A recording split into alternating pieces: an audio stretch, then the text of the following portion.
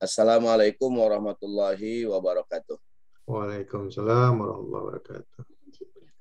Pagi hari ini atau sore hari ini, siang hari ini tema kita tentang al-fitnatu ba'da mauti ahadin. Fitnah-fitnah, ujian-ujian, problematika-problematika yang biasanya muncul setelah seseorang meninggal dunia. Kadang kita bilang begini, ada anak yang tiba-tiba, mohon maaf, berubah jadi nakal. Sejak kapan dia nakal? Pas bapaknya meninggal, Pak Ustaz. Pas ayahnya nggak ada, dia berubah gitu. Ya kan? Sejak kapan kehidupannya jadi sulit begitu? Pas tinggal wafat oleh orang tuanya, Pak Ustaz. Dulu sih waktu ada ayahnya, ada yang ngurusin. Nah, itu namanya ujian. Itu kok saudara sama saudara pada berantem? Sejak kapan dia berantem? Rebutan warisan, Pak Ustaz. Ketika ayahnya meninggal. Ada warisannya 20 hektar di Los Angeles, Pak Ustaz. Nah, gitu. Ada orang Betawi nanam pare 1 hektar, pahit semua. Dia nggak kapok, nanam lagi. Ini luar biasa. Walaupun nanam pare 1 hektar, pahit semua, dia nggak kapok, nanam lagi besok. Pahit lagi, dia nanam lagi, luar biasa. Ini ujian-ujian, fitnah-fitnah yang muncul setelah seorang meninggal dunia. Gitu. Maka ada doa yang sering kita dengar. Allahumma la tahrimna ajrahu wala taftinna ba'dahu. Kan kita kalau nyolatin jenazah itu doanya. Ya Allah la tahrimna ajrahu wala taftinna ba'dahu. Janganlah meninggalnya si fulan menghalangi kami dari kebaikannya, dan janganlah kematiannya menimbulkan fitnah. Jangankan kita, Nabi Muhammad pas meninggal dunia muncul beragam fitnah, beragam ujian, banyak yang murtad, banyak yang ngaku jadi nabi palsu, ya kan? Banyak yang nggak mau bayar zakat, gitu tuh. Antar gimana mengantisipasinya? Jadi fitnah dan ujian yang muncul setelah kematian dan bagaimana mengantisipasi. Ini yang penting nih. Bagaimana cara mengantisipasi agar jangan sampai fitnah, ujian, dan beragam problematika itu muncul. Gitu. Kan yang penting kan solusi, betul nggak? Karena banyak orang bicara problem tapi nggak ada solusinya gitu. Nah, ini sore hari ini kita bicara apa problematikanya dan bagaimana solusinya. Gitu. Tadi kita belajar tajwid kan, antara huruf to dengan itu ada solusinya kata Ustadz tadi. Baik, kita mulai kisahnya. Ini tentang doa Allahumma. Kan kita kalau sholat jenazah 4 kali takbir. Takbir yang pertama baca Al-Fatihah. Takbir kedua baca sholawat. Takbir ketiga doain almarhum. Takbir keempat doain keluarga yang ditinggalkan. Nah, ini doa buat keluarga yang ditinggalkan. Jadi pas rakaat keempat, Allahumma la tahrimna ajrahu wa la taftinna ba'dahu. Jadi saya ulangi, kita kan sholat jenazah 4 kali takbir. Yang pertama Al-Fatihah, kedua sholawat kepada Nabi, yang ketiga doain almarhum, Allah maghfirlahu, Allah maghfirlaha, dan seterusnya. Takbir yang keempat, yang ketiga doain almarhum. Takbir yang keempat doain keluarga yang ditinggal. Nah, jadi yang akan kita bicarakan ini mengantisipasi fitnah, problematika, ujian yang muncul kepada keluarga yang ditinggal. Bukan terkait almarhum. Kalau almarhum di alam kubur, itu nanti mungkin judul berikutnya lah. Kapan-kapan kita bahas biar diundang lagi. Yang kita omong ini, kita omongin ujian yang muncul ketika orang keluarga yang ditinggalkan. Dari mana asal muasal nih doa? Begini ceritanya. Bismillahirrahmanirrahim.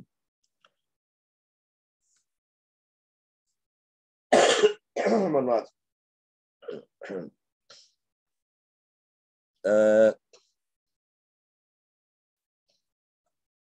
Jadi mengantisipasi munculnya fitnah dan beragam ujian setelah seorang itu meninggal dunia. Maaf sebentar.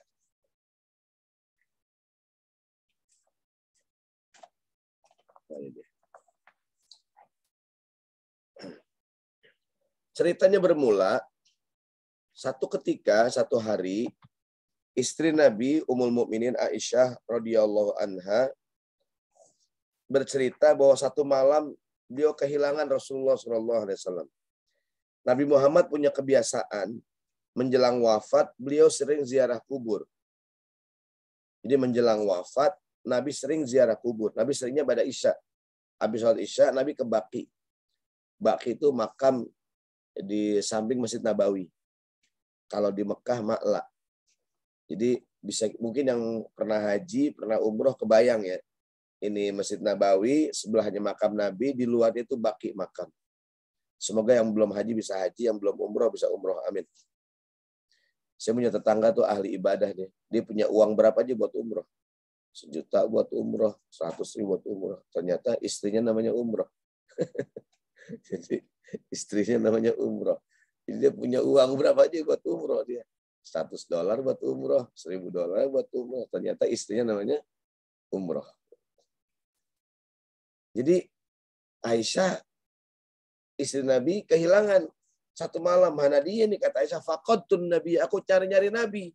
Kok Nabi nggak ada gitu. Pas nyari-nyari Nabi nggak ada. Dia lihat Nabi lagi di Baqi. Nabi di Baqi lagi ziarah kubur. Ketika ziarah kubur, Aisyah mendengar Nabi berdoa. Di antara doa yang Nabi baca di makam itu adalah Assalamualaikum dara qaumin mu'minin antum faratun lana wa inna lakum lahikun Allahumma la tahrimna ajrahum wa la taftinna ba'dahum. Jadi ketika Nabi ziarah, Aisyah dengar doa Nabi, ya Allah. Pertama dia ucapin salam kepada ahli kubur. Kita tuh kalau ke kuburan ngucapin salam. Assalamualaikum ya ahlal kubur. Gitu. Ya kan? Jadi jangan kita lewat kuburan numpang-numpang anak monyet mau lewat. Jangan. Numpang-numpang. Kalau ke ziarah kubur, Assalamualaikum ya ahlal kubur. Kemudian Nabi berdoa, Allahumma la tahrimna ajrahum wa la taftinna ba'dahum. Janganlah kematiannya menghalangi kami dari kebaikannya. Gini maksudnya. Orangnya udah meninggal. Semoga kebaikannya masih ada. Banyak tuh ulama-ulama zaman dulu. Imam Syafi'i udah nggak ada. Tapi ilmunya masih bersama kita. Imam Nawawi udah nggak ada. Ilmunya bersama kita. Ayah kita mungkin udah almarhum. Tapi kasih sayangnya. Apalagi tuh. Ilmu yang diberikannya. Kebaikannya masih bersama kita. Kadang-kadang orang nggak kenal kita. Tapi orang kenal ayah kita. Betul nggak? Orang kadang nggak, kita tuh orang tuh menghormati kita. Kadang bukan karena menghormati kita, karena menghormati ayah kita. Gitu tuh.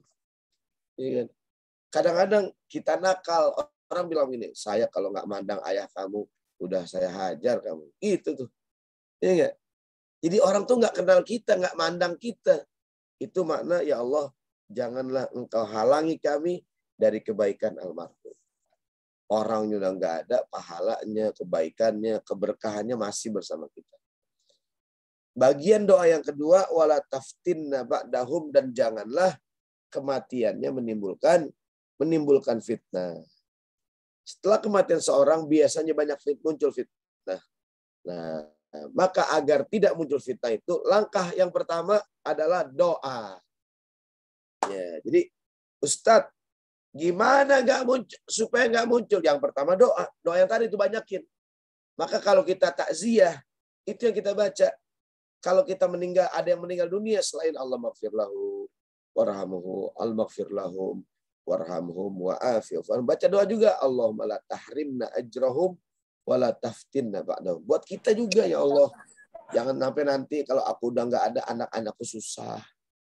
Jangan sampai, ya Allah, kalau aku nggak ada, anak-anakku jadi nggak beriman, gitu. Jadi antisipasi yang pertama dengan cara ngapain? Dengan cara doa. Nabi Muhammad ketika meninggal tadi, banyak orang ngaku jadi nabi palsu. Ketika Nabi Muhammad meninggal, banyak yang murtad. Ketika Nabi meninggal, banyak orang yang nggak bayar zakat. Nabi doa tuh masa hidup. Apa yang terjadi kemudian? Muncullah sahabat Abu Bakar menumpas itu semua. Mengembalikan orang kepada Islam. Orang mau bayar zakat lagi. Dan yang ngaku-ngaku jadi nabi palsu ditumpas oleh Abu Bakar. Nah, jadi kiat yang pertama doa. doa. Maka sekali lagi, kalau kita takziah, atau kalau kita, kan kadang-kadang itu tuh, ada berita di grup-grup WhatsApp kan, ada yang meninggal, si fulan. Kita kan seringnya bilang innalillahi wa inna ilaihi rajiun. Allah boleh tambahin Allahumma la tahrimna ajrahum wa la taftinna ba'dahum. Ya Allah, mudah-mudahan dengan meninggalnya almarhum tidak menimbulkan fitnah buat keluarga. Ini cerita dikit ya. Ibu kan banyak tuh orang ketika meninggal dunia muncul berita pro kontra. Contoh begini, guru kita, beliau orang yang baik, almarhum Ustadz Jeffrey Al-Bukhari. Uje almarhum. Semoga Allah jadikan kuburnya taman-taman surga. Beliau luar biasa kontribusi terhadap dakwah Islam. Kan beliau meninggal dunia kecelakaan tuh. Ya enggak? Banyak murid-murid, jamaah-jamaah senang sama beliau. Saking cintanya, kuburan beliau tuh dibangun. Kayak marmer tinggi 1 meter. Pro kontra waktu itu. Karena beliau dimakamkan juga di TPU, tempat pemakaman umum. Sebenarnya dalam hukum Islam tuh kalau di TPU, pemakaman umum, nggak boleh dibangun. Kalau di tanah pribadi makruh. Di tanah milik bersama haram. Gitu tuh. Pro kontra tuh. Saya nggak tahu gimana kabar terakhir tuh makam Uje. Jadi santri-santrinya jamaah saking cintanya dibangun kuburannya tinggi 1 meter. Nah, itu sempat pro kontra waktu itu. Saya nggak tahu gimana terakhir. Keluarganya. Nah, saya punya teman bilang, jangan-jangan ini maksud doa Nabi, Allahumma la tahrimna ajrahu wa la taftinna ba'dahu. Jangan sampai kematiannya menimbulkan fitnah dan ujian. Baik, oleh karena itu, antisipasi yang pertama ngapain? Doa yang tadi itu banyak-banyak kita baca. Ya Allah, jangan sampai kematianku menimbulkan fitnah. Jangan sampai kematiannya menimbulkan fitnah dan ujian untuk keluarga yang ditinggalkan. Kalau almarhum sih, ini urusan, ini bab yang lain. Saya tidak bicara mengenai ujian buat orangnya. Itu urusan dia dengan malaikat di alam kubur. Yang kita omongin ujian kepada yang masih hidup. Keluarga yang ditinggalkan. Fitnah yang muncul, yang menimpa keluarga yang ditinggalkan. Gitu. Setelah kematian seorang. Jadi ini solusi yang pertama. Doa. Solusi yang kedua, problem yang kedua. Dalam keadaan musibah, biasanya keluarga almarhum repot. Banyak tamu, ngurus jenazah, ngurus pemakaman. Apalagi kita punya budaya ntar menggelar acara zikir bersama malam pertama, malam kedua, malam ketiga. Ada tradisi 7 hari, apalagi itu 40 hari, ya enggak? Dan lain-lain. Ada orang tetangga datang dari kampung, saudara nginep. Repot banget dah. Nah, apa antisipasinya? Kaum muslimin dianjurkan untuk membantu keluarga yang kena musibah. Di antaranya dengan cara mengantarkan makanan bagi keluarga yang terkena musibah. Jadi begini ceritanya. Ada sahabat Nabi namanya Ja'far. Ja'far meninggal dunia. Yang cerita anaknya namanya Abdullah bin Ja'far. Kata Abdullah bin Ja'far, lamma ja'a na'yu Ja'farin, ketika ayahku meninggal dunia, Rasulullah bilang begini. Kata Nabi, isna'u li ali Ja'farin ta'aman fa innahu qad ja'ahu ma yushghiluhu. Kata Nabi, tolong masakin buat keluarganya Ja'far. Dia lagi repot kena musibah yang bikin dia jadi repot. Maka termasuk yang disunahkan, masak, bikin makanan, beliin makanan, anterin ke rumah keluarga orang yang meninggal. Dalam buku fikih ada mengatakan 3 hari, ada mengatakan 7 hari. Jadi kalau ada orang yang meninggal dunia, repot nggak dia? Repot, langsung bantuin, beliin air mineral, bilang Bu, Pak, pokoknya selama seminggu jangan masak, udah kita yang ngurusin, gitu. Nah, hari ini orang kita nggak mau repot, ngasih mentahnya aja, gitu. Kenapa kita kalau takziah ngasih hadiah, ya enggak? Saya nggak tahu budaya di Amerika. Gimana Mas di Amerika? Ada nggak budaya gitu? Nggak ada ya. Rasa di Amerika sebulan doang, belum sempat lihat orang meninggal. Jangan didoakan ada yang meninggal. Kemarin qadarullah di New York ada yang meninggal ya. Siapa Pak? Yang sempat nyupirin saya tuh, nganterin saya dari New York ke Massachusetts tuh. Pesantrennya Nusantara Foundation. Pak Narto kalau nggak salah namanya. Oh iya. Beliau itu sempat ngantar saya dari New York ke pesantrennya Pak Samsi Ali. Ya kan? 3 jam perjalanan. Ya Allah, begitu pulang ke tanah air, selesai karantina, saya masih di karantina, mendengar Pak Narto meninggal dunia. Nah, orang sekarang nggak mau repot. Kita kalau takziah ngapain? Ngasih hadiah buat keluarga almarhum kan? Duit takziah namanya, uang takziah. Ustadz, emang ada dalilnya? Dalilnya cerita yang tadi tuh. Kata Nabi, kalau ada orang yang meninggal dunia lagi repot, masakin buat dia. Cuman orang sekarang kan nggak mau repot, kadang ngasih mentahnya aja. Jadi kalau ntar malam dia perlu uang, ngurusin jenazah. Saya nggak tahu di Amerika berapa tuh ngurus kuburan. Mungkin beda ya. Kalau di Indonesia kan dari tanah kuburan, mandiin orang. Kemudian ada beragam seremonial lah. Ya, jadi ada harga lubang dan ada proses penanganan. Biasanya masing-masing daerah berbeda harga lubangnya Gitu ya. tersendiri. Nah, ini ada koreksi dari istrinya Pak Ratno almarhum, Ibu Feni New York yang tadi disebutkan. Ya, itu istrinya Pak Ratno betul ya. Ya. Semoga Allah jadikan beliau husnul khatimah. Karena selama perjalanan baik sekali ngobrol dengan saya. Insya Allah orang baik ya. Allahumma al-maghfir lahu warhamhu wa'afu anhu wa akrim nuzulahu. Allahumma la tahrimna ajrahu wa la taftinna ba'dahu. Semoga Allah jadikan beliau kuburnya taman-taman surga. Pak Ratno namanya, beliau orang baik.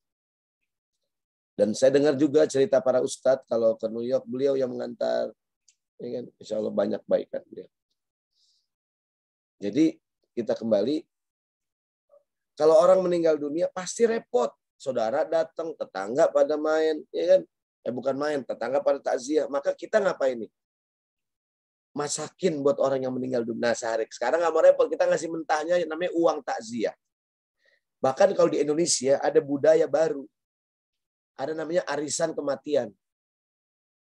Di satu lingkungan RT maunya, Pak RT mengumpulkan warga yang mau ikut arisan kematian. Karena kadang-kadang begitu musibah datang, mohon maaf ya, orang tuh kadang nggak punya uang. Ada satu-satunya arisan yang mana pesertanya nggak ada yang mau ngambil. Gitu. Ditawarin nggak mau. Mas Adi mau duluan? Enggak, kamu aja gitu. Tapi giliran dapat nggak nolak. Gitu. Itu arisan kematian. Biasanya begitu ada warga yang meninggal dunia, semua tuh proses pemakamannya semuanya itu diurus oleh Pak RT yang bagi peserta arisan kematian. Karena musibah itu datang tiba-tiba gitu. Nah, maka sunnahnya, ini saya bicara di tanah air ya, mungkin juga di New York juga sama, atau di Los Angeles juga sama, di Amerika juga sama. Jadi kalau ada orang meninggal dunia, langsung kita ide tuh. Kalau di tanah air, orang langsung beli air mineral di air mineral di gelas atau di botol gitu. Sebab banyak orang datang, minimal air mineral yang disediakan buat tamu, kita yang beliin. Jangan sampai orang yang susah tambah susah. Gitu. Ustadz, kenapa ya kalau kita takziah di tanah air di Indonesia, kan disediain baskom tuh. Kenapa dipakai beras, Ustadz, baskomnya? Ini enggak? Gini, orang dulu kan uangnya koin. Pas taruh di baskom bunyi. Reng gitu kan. Supaya nggak bunyi pakai beras. Itu doang sebenarnya. Nah sekarang ini orang, dan uang takziah itu kadang kita begini, Ustadz, dari mana dalilnya gini? Dari cerita tadi orang meninggal tuh lagi susah. Bantuin dia, bantuan yang paling gampang, yang real itu yang materi. Nabi yang ngajarin. Kata Nabi, ya enggak, masakin buat dia. Ja'far lagi susah keluarganya. Ini kadang-kadang ada juga budaya di tanah air. Ya enggak? Yang meninggal dunia, yang enggak masak, tetangganya 7 hari. Setiap malam bawa berkat. Nah, minimal uang yang dipakai buat acara zikir, tahlilan, segala macam, itu uang yang kita kasih ketika takziah. Ngurus jenazah, biaya pemakaman, mandiin, kain kafan, kan lumayan juga biayanya. Ya kan, mungkin sampai habis 10 jutaan lah kalau di tanah air gitu. Dan kadang-kadang orang juga nggak selalu lagi megang uang gitu. Bahkan sekarang alhamdulillah di tanah air banyak orang yang menyiapkan kain kafan gratis. Jadi yang kena musibah silakan hubungi nomor telepon sekian gitu untuk mendapatkan kain kafan gratis. Banyak sekarang lembaga-lembaga sosial yang juga mengurus jenazah. Jadi saya ulangi, kalau orang kena musibah jangan sampai dia repot tambah repot. Ustadz, di kampung saya Pak Ustadz, ada ibu suaminya meninggal karena mengurus jenazah sampai jual-jual sapi Pak Ustadz. Ada nggak tuh? Nah, jangan sampai begitu tuh. Ya kan? Ustadz, emang orang kalau meninggal mesti bikin acara tahlilan 3 hari, 7 hari. Itu nggak mesti, ini budaya. Cuman kan mendoakan orang yang meninggal bagus. Tapi jangan sampai ngerepotin orang yang meninggal.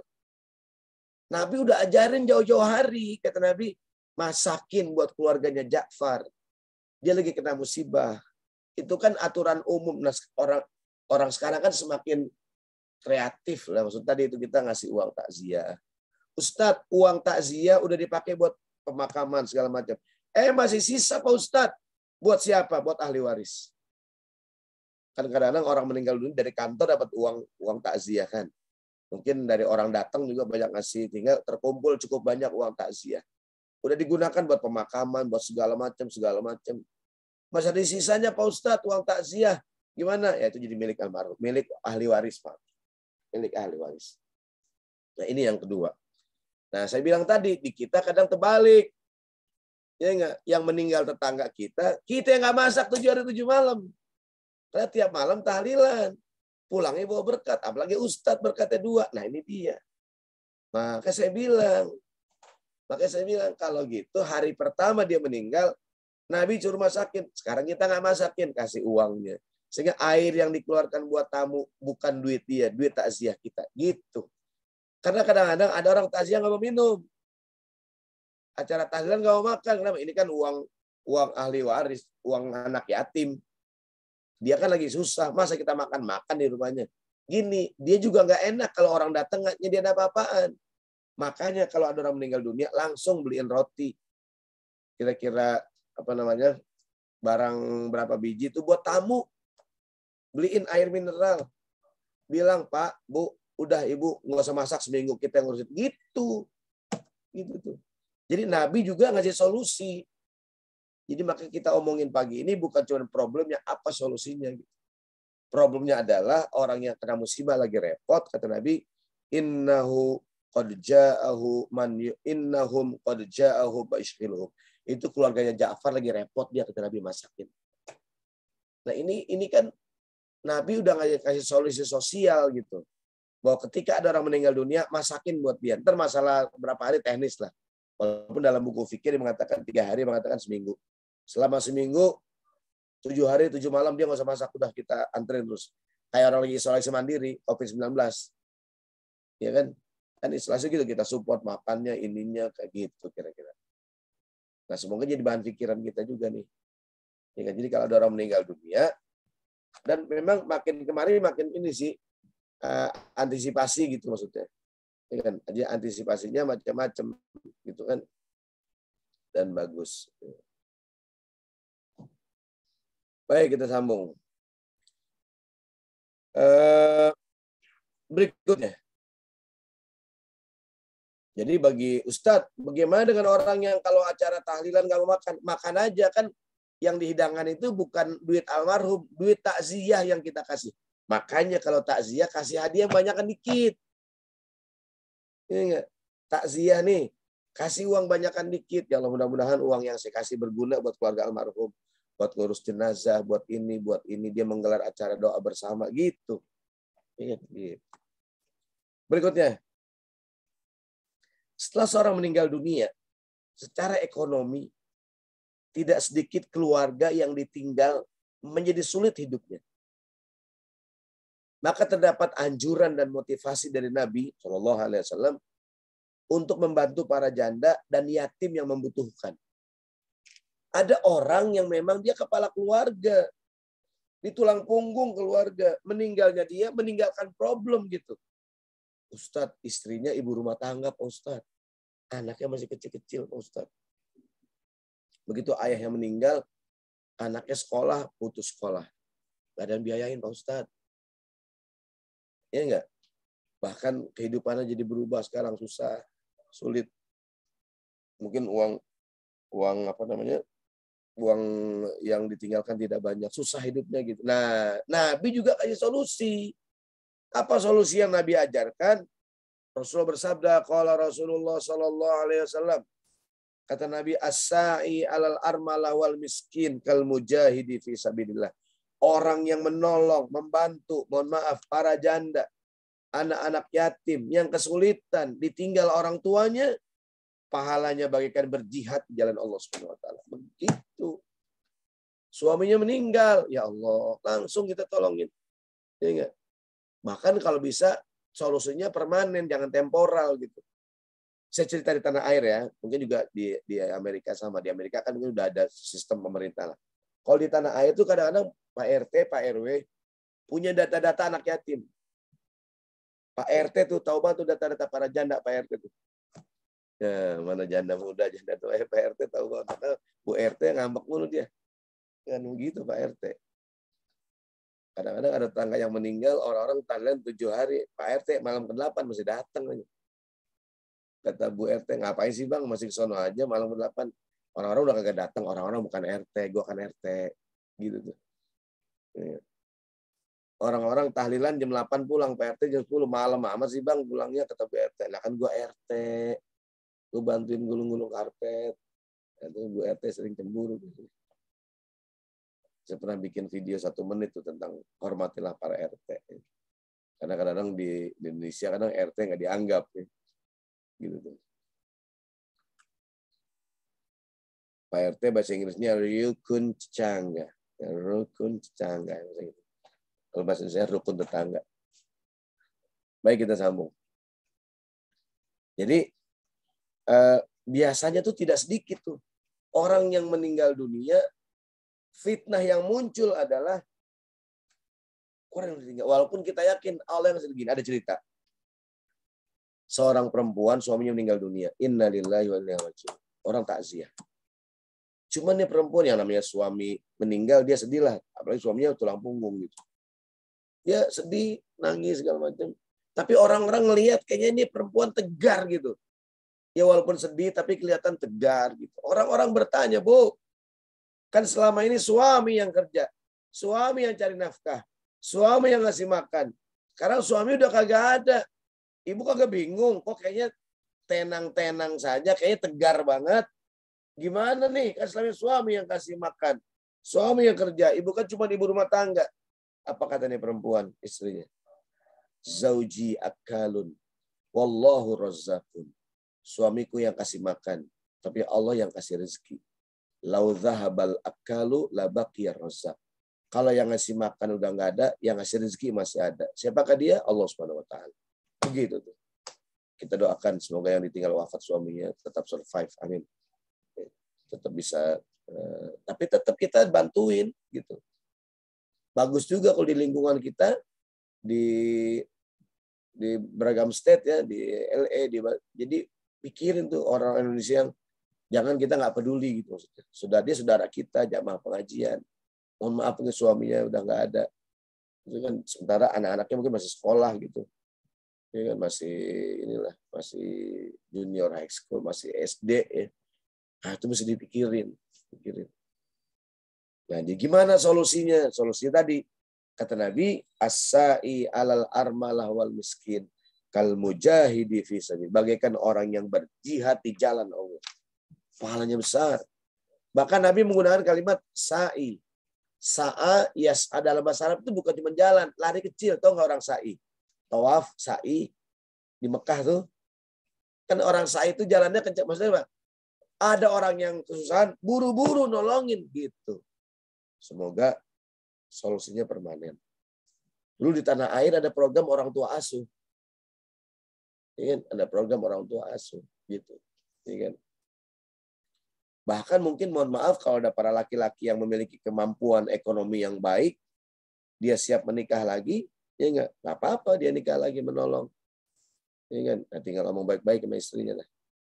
Ya, jadi ada perempuan suaminya meninggal masih kecil-kecil, mungkin Mas Adi ingin membantu gitu kan, gitu. Tidak hanya temporal gitu, permanen.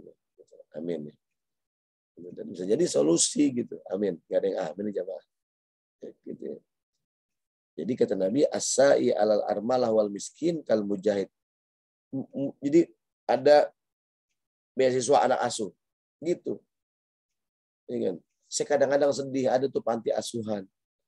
Ya kan? Anak yatimnya kurus-kurus dah. Saya tanya, Pak, kok yatimnya kurus-kurus? Lah kan kerja saya ngurusin yatim, Pak Ustaz. Tugas saya ngurusin yatim, Pak Ustaz. Anak yatimnya kurus-kurus, dia diurusin sama dia, dikurusin sama dia. Tugas saya ngurusin anak yatim. Anak yatim kurus-kurus. Kalau dia pada gemuk, berarti saya gagal, Pak Ustaz. Saya bukan gemukin anak yatim, saya ngurusin, Pak Ustaz. Ya Allah. Kayak istri tuh. Kalau suaminya gemuk, berarti istrinya nggak bisa ngurusin suaminya. Jadi kalau suaminya gemuk, nggak kurus. Ya. Jadi kalau ada suami yang gemuk, berarti istrinya nggak bisa ngurusin suaminya. Ya. Baik, berikutnya. Jadi tadi tuh. Bahkan Nabi SAW bukan hanya satu hadis. Kata Nabi, khairul buyuti baitun fihi yatimun yuhsanu ilaihi. Sebaik-baik rumah adalah rumah yang di dalamnya ada anak yatim yang diperlakukan dengan baik.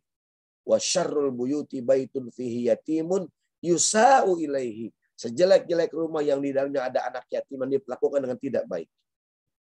Kadang-kadang ada orang, Ustadz, saya melihara anak yatim, Pak Ustadz. Mohon maaf, cuman jadi kayak pembantunya gitu. Ini Bapak mau ngurus anak yatim, mau menjadi dia pembantu. Iya. Anak yatim nih dipelihara sama dia, suruh nyuci mobil, nyuci motor, kerja, ngepel, nyuci. Jaga, ya itu mau nyari pembantu, kagak di mendingan jadi pembantu sekalian digaji tiap bulan. Iya enggak? Ya Allah, ini kalau ngurusin yatim urusin benar-benar. Bahkan kayak anak kita sendiri itu tuh. Disayangi layaknya anak sendiri. Ustadz, katanya kita nggak boleh marah-marah sama anak yatim. Kalau anak yatim nakal, kita bilangin. Kadang-kadang ada ibu, ada bapak, anak yatim nakal, diemin. Biarin Pak Ustadz, anak yatim jangan diomelin. Nggak apa-apa. Kasih tahu. Kan kayak anak kita sendiri. Kalau dia nggak dikasih tahu, bahaya. Jadi kata Nabi, sebaik-baik rumah ada rumah yang di dalamnya ada anak yatim yang dirawat dengan baik. Nah, dia. Baik, berikutnya. Yang megang Al-Quran, silakan buka surat Al-Kahfi.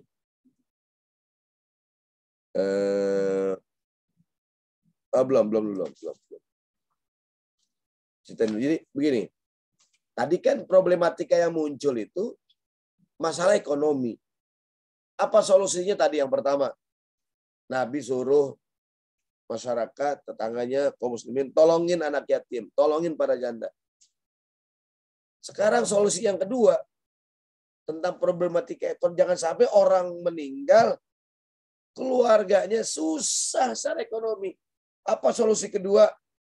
Allah menyuruh para orang tua, kalau bisa sebelum meninggal, meninggalkan warisan.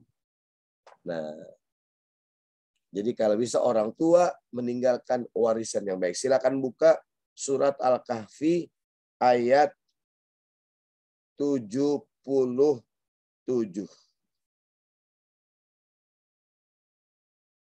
Al-Kahfi 77. Begini ceritanya. Al-Kahfi 77, 77, 78, sampai 82. Kisah Nabi Musa dengan Khidir. Musa dengan Khidir. Nah ini saya tutup dulu share saya. Mas Adi bisa menampilkan itu ayat. Saya tutup dulu yang saya share ya, biar lihat ayatnya. Ya. Jadi surat Al-Kahfi ayat 77. Yang punya Quran silakan dibuka. Ini kisah Nabi Musa dengan Khidir. Kan Musa itu belajar dengan Khidir. Ini kan belajar. Di awal belajar kata Khidir, kalau ente belajar sama aneh jangan nanya mulu. Sampai aneh jelasin. Gitu. Kan kadang ada murid yang kagak sabar. Ya enggak? Gurunya masih jelasin udah nanya gitu. Kata Khidir, Musa, ente belajar sama aneh, syaratnya jangan kebanyakan nanya sampai aneh jelasin. Di surat Kahfi 77 Allah berfirman, Fantalaqa hatta idza ataya ahla qaryatin istat'ama ahlaha. Nah, ini dia nih. Ntar semoga bisa kelihatan juga artinya ya. Lihat ayatnya dulu. Ayat 77. Ini untuk nambah pahala, mari kita baca. A'udzubillahi minasyaitonir rajim. Bismillahirrahmanirrahim. Fantalaqa hatta idza ataya ahla qaryatin istat'ama ahlaha fa'abau ayyudayfuhuma fawajada fiha jidaran yuridu an yanqadda fa'aqama qala law syi'ta lattakhadhta alayhi ajra qala hadha firaqu baini wa bainik sa'unabbi'uka bita'wili ma lam tastati alaihi sabra. Boleh bantu saya Ustaz tadi baca terjemahannya, mohon maaf. 7778.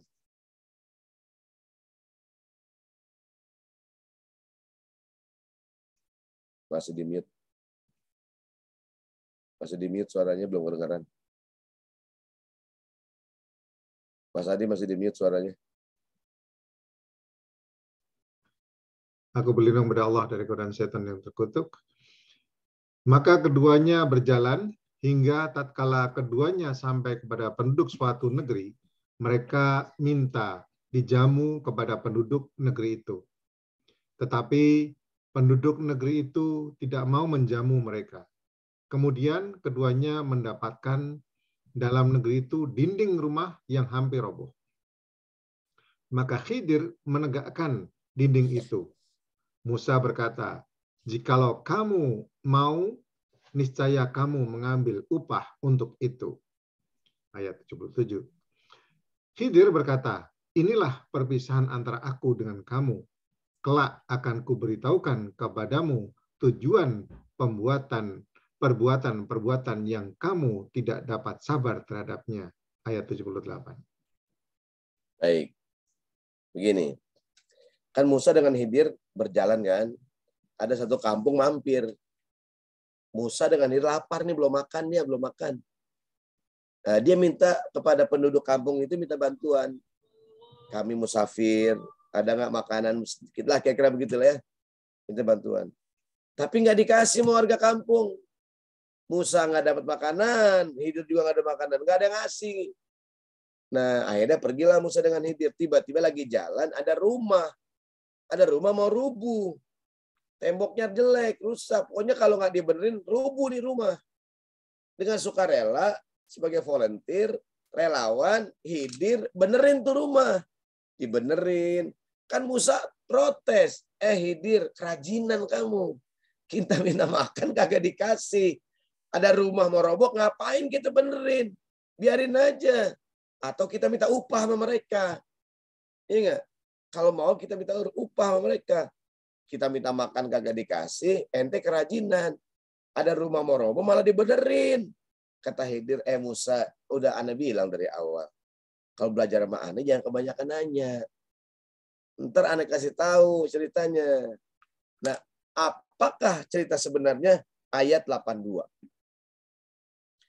Al-Kahfi 82, Khidir kemudian menceritakan apa sebenarnya rahasia kok dia nemuin ada rumah roboh kok dibenerin. Iya enggak? Yang Musa tanya ayat 82 nih. Begini kata Khidir. Al-Kahfi 82. Lihat ayatnya. Kita baca sama-sama ya. Al-Kahfi 82. A'udzubillahi minasyaitonir rajim. Bismillahirrahmanirrahim. Wa ammal jidaru fakana li ghulamaini yatimaini fil Madinah wa kana tahtahu kanzul lahuma wa kana abuhuma salihah fa arada rabbuka ay yablugha ashuddahuma wa yastakhrija kanzahuma rahmatan mir rabbik wa ma fa'altuhu an amri dzalika ta'wilu ma lam tasti alaihi sabra. artinya? Silakan Ustaz Adi, mohon maaf. 82.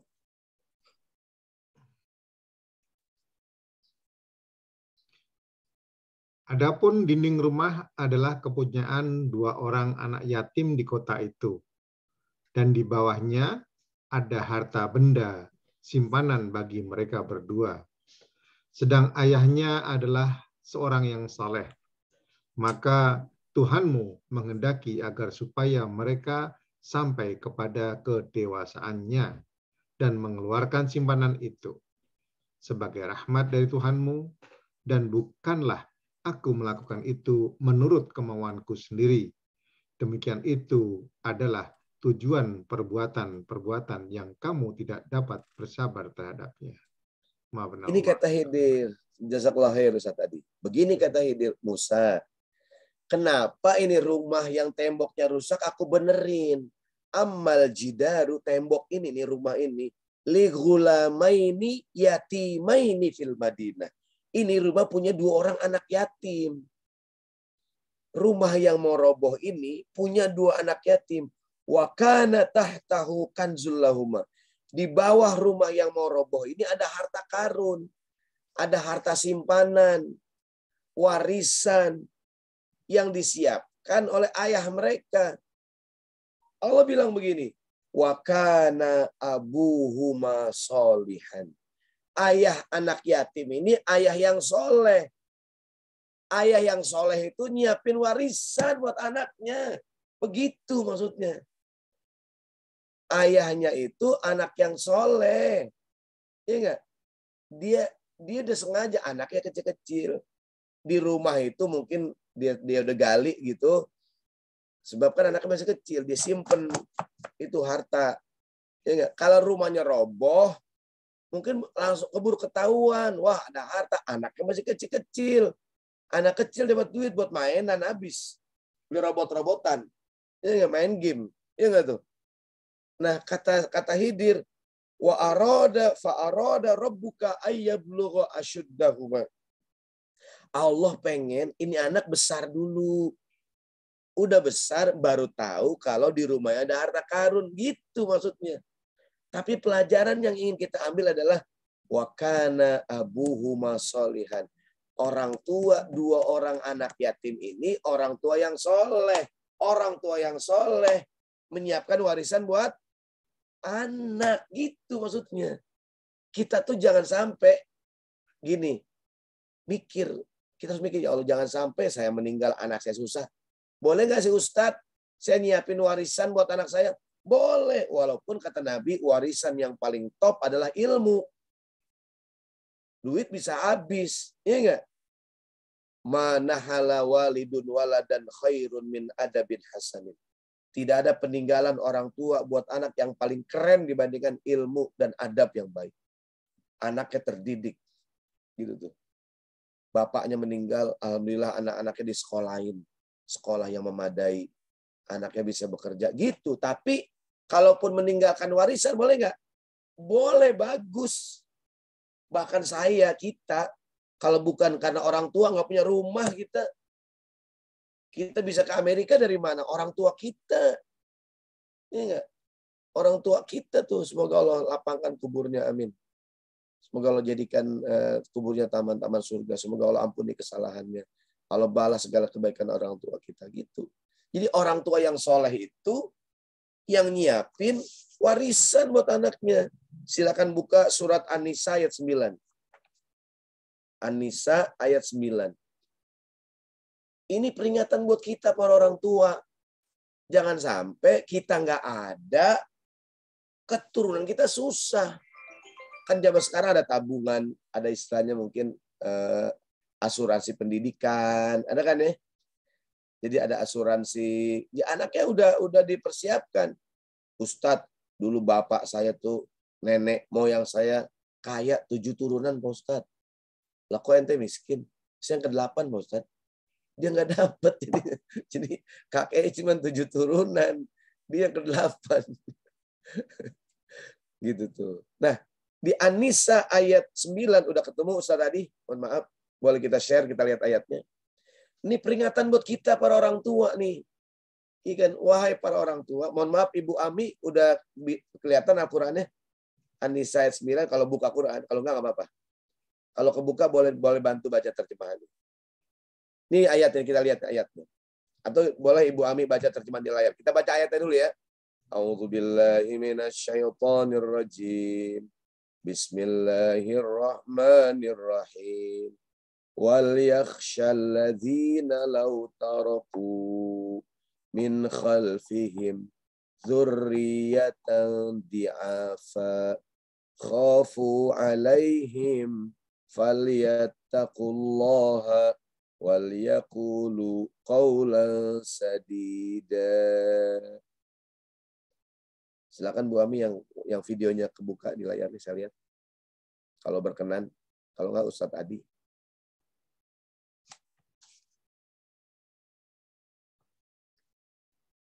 Baik, mana Bu Ami? Mau baca? Ya, nggak kedengeran suaranya. Oke. Dan hendaklah takut kepada Allah orang-orang yang seandainya meninggalkan di belakang mereka anak-anak yang lemah, yang mereka khawatir terhadap kesejahteraan mereka.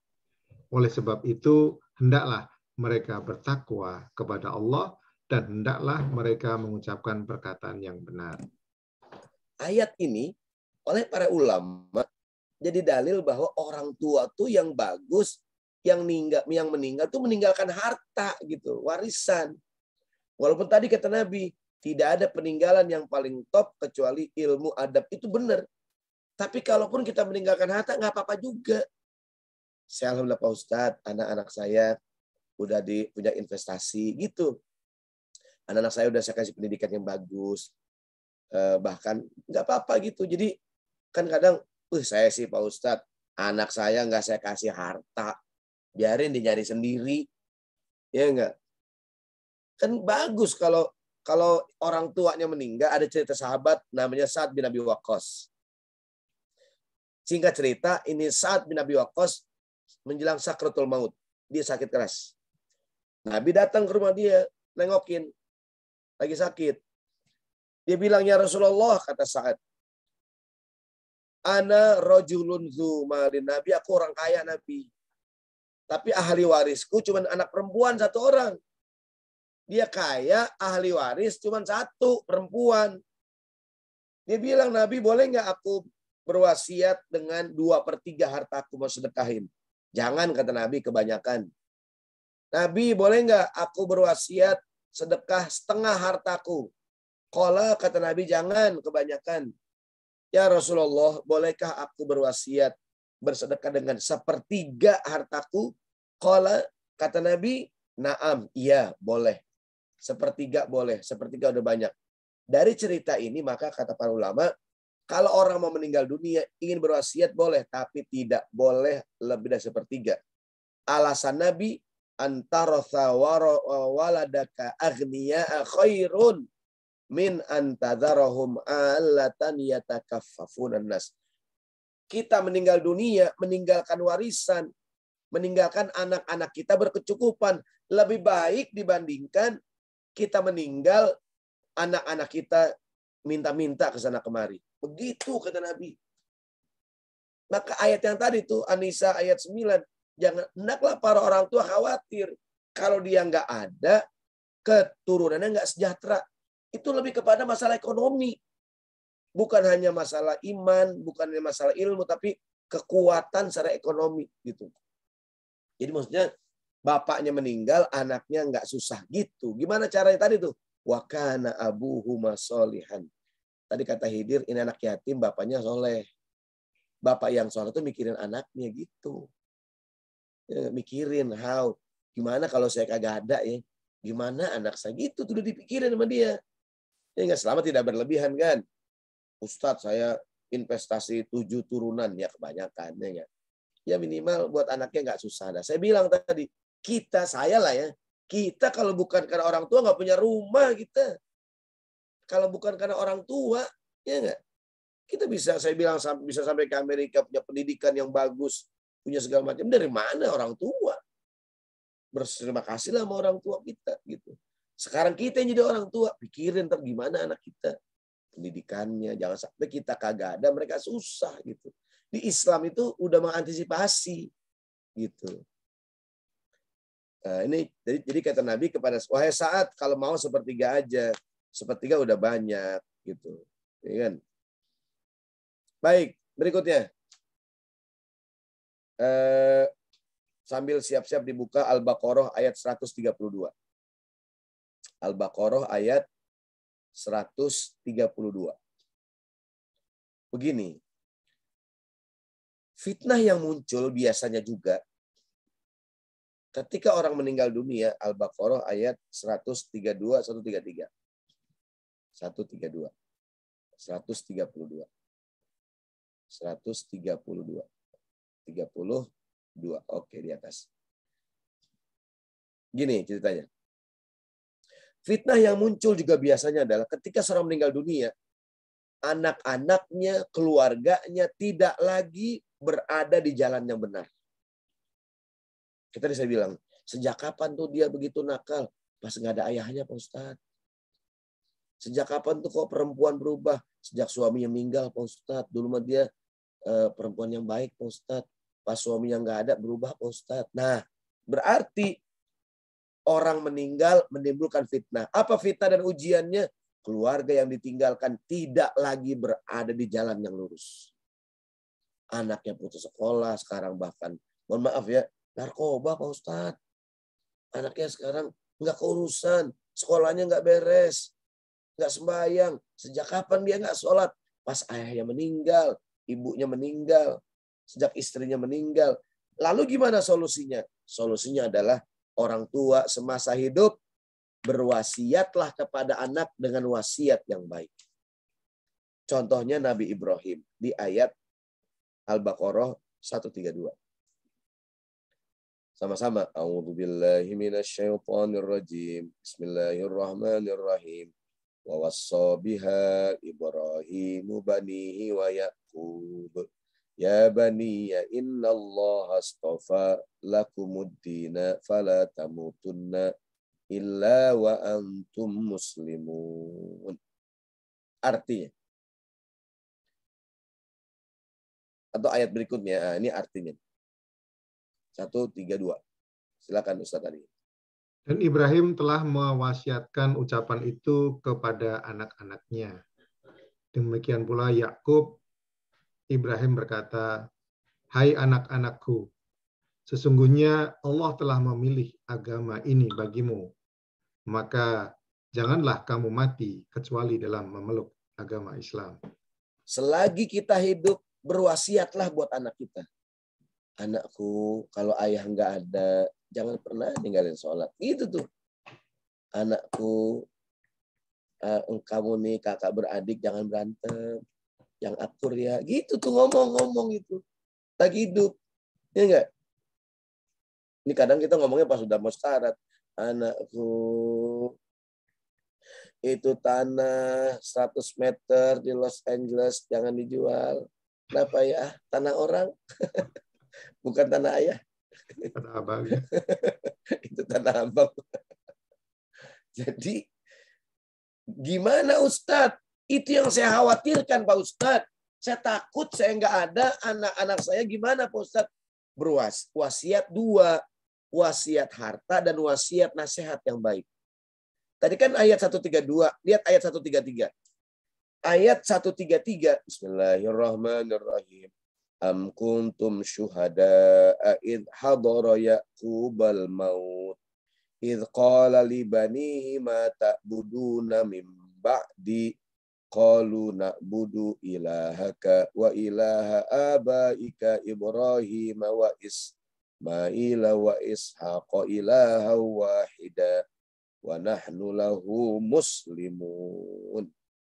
Artinya, adakah kamu hadir ketika Yakub kedatangan tanda-tanda maut?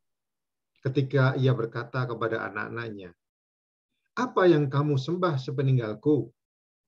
Mereka menjawab, kami akan menyembah Tuhanmu dan Tuhan nenek moyangmu, Ibrahim, Ismail, dan Ishak, yaitu Tuhan yang Maha Esa, dan kami hanya tunduk patuh kepadanya. Kan Nabi Ibrahim punya anak, namanya Ishak. Ishak punya anak, namanya Yakub. Yakub punya anak, namanya Yusuf. Nah, Nabi Ibrahim, Nabi Yakub itu mau sakratul maut begitu wasiatnya. Kata Ibrahim, anakku, wala tamutunna illa wa antum muslimun. Jangan meninggal kalian semua kecuali memegang agama Islam. Kita bilang sama anak kita, walaupun tinggal di Amerika, di beragam state, bilang anakku, ya nanti mungkin mama udah nggak ada, ayah udah nggak ada. Ingat pesan ayah, wala tamutunna illa wa antum muslimun. Gitu. Bilang sama kayak Nabi aku bilang sama anaknya. Kira-kira kalau aku nggak ada, kalian nyembah apaan? Kompak anaknya mengatakan, kami akan menyembah Tuhan yang kau sembah wahai ayah. Tuhannya Ibrahim, Tuhannya Ishak, Tuhannya Yakub. Gitu tuh. Tuhannya Ismail. Gitu tuh Tuhan yang satu. Ini orang tua yang keren gitu. Jangan cuma khawatir doang. Ya Allah, anak pesan terus. Kamu tuh jangan pernah, kamu silakan di mana aja, jangan ninggalin sholat. Kamu kuliah, kamu kerja. Ya enggak? Apalagi di lingkungan, mohon maaf, mungkin minoritas gitu kan. Yang tidak segampang di tanah air. Fala tamutunna illa wa antum muslimun. Komitmen dengan agama. Jangan ribut. Kamu kalau bapak nggak ada, jangan berebutan warisan. Kenapa ya? Nggak ada warisan. Nggak ada. Mau berebutan apaan? Jangan pada berantem. Gitu tuh. Iya enggak? Jadi dibilangin. Ini namanya nih, jangan khawatir doang gitu maksudnya. Nabi Ibrahim tadi, Nabi Yakub berwasiat dia. Gitu. Yang sering kan muncul begitu. Sejak kapan dia nakal? Sejak bapaknya meninggal, Ustaz. Sejak kapan tuh kok perempuan ini begitu? Pas lakinya nggak ada, Ustaz. Gitu ya enggak? Kan gitu. Ya enggak? Gitu tuh, ya kan? Ya terima kasih kepada Bu Andayani Widyaningsih yang mengikuti kajian mungkin karena ada kesibukan. Semoga berikan kelancaran dalam pekerjaan. Jazakillah khair. Baik, yang berikutnya kita pertimbang sedikit.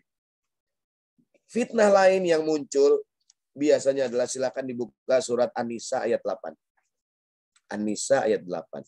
Fitnah lain yang muncul biasanya kalau orang meninggal, fenomena berebutan warisan. Fenomena sejak kapan tuh kakak beradik jadi berantem? Sejak bapaknya meninggal, Pak Ustadz, berebutan warisan. Ayat 8 ya. Ya, jadi surat An-Nisa ayat 8. Sejak kapan dia pada ribut? Itu Pak Ustadz.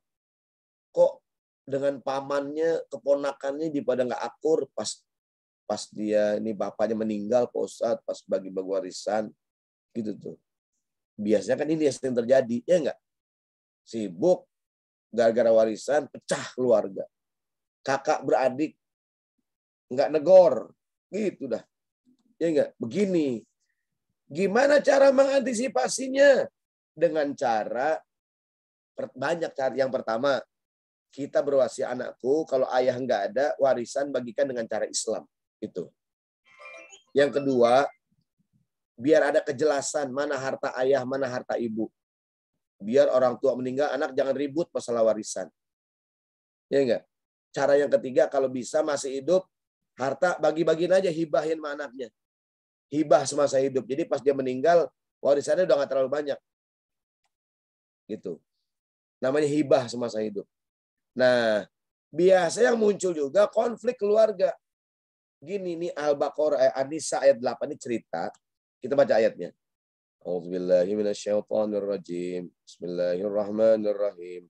Wa idza hadaral qismata ulul qurba wal yatama wal masakin farzuquhum minhu wa qulu lahum qawlan ma'rufa. Artinya, Dan apabila sewaktu pembagian itu hadir kerabat, anak yatim, dan orang miskin, maka berilah mereka dari harta itu sekedarnya, dan ucapkanlah kepada mereka perkataan yang baik. gini maksudnya. Apabila suatu pembagian warisan maksudnya. Pas bagi-bagi warisan, hadir. Siapa yang ikut hadir? Saudara, paman, om, tante. Duit tuh wangi duit. Ingat, Kalau pas pembagian warisan datang semua, tumben Om datang, iya nih Om nyium bau uang, gitu, nyium bau warisan. Biasanya yang jarang datang, ya enggak? Bahkan tadi kata Quran, saat pembagian warisan ikut hadir siapa? Kerabat, anak yatim, orang biasa gini, proposal masuk, ada aja dah. Tahu aja orangnya kita bagi-bagi warisan, proposal bermasuk, duit wangi. Iya enggak? Om tante yang jarang datang. Kan kalau bapak kita meninggal. Siapa ahli warisnya? Ibu kita sebagai istri ayah. Kita sebagai anaknya, betul nggak? Om kita nih, adik ayah, kakaknya ayah dapat nggak warisan? Nggak dapat, orang ayah punya anak kita terhalang. Tapi kan mereka kerabat, kata Quran. Saat bagi warisan, jangan lupa bagi juga saudara kamu. Walaupun dia bukan ahli waris, bagi. Berapa? Tadi kata Quran, sekedarnya. Setengah, bukan. Sepertiga, bukan. Seperempat, bukan. Seperenam, bukan. Seperlapan, bukan. 2/3, bukan. Berapa Ustadz? Berapa aja. Uang dengar. Kan bagi warisan nih, udah selesai. Om, ini ayah kan udah meninggal Om. Jadi kami anak-anak ayah udah bagi warisan Om. Ini Om ada amplop buat Om. Gitu. Pasti buka, kosong. Kan saya bilang amplop Om. Saya nggak bilang duit Om. Kata omnya, emang keponakan kurang asem. Ponakan durhaka lu katanya semua. Jadi Ustadz kan dia bukan ahli waris. Iya bener. Tapi walaupun dia bukan, dia kan anak adiknya ayah kita. Ayah kita tuh usaha om kita yang nolongin.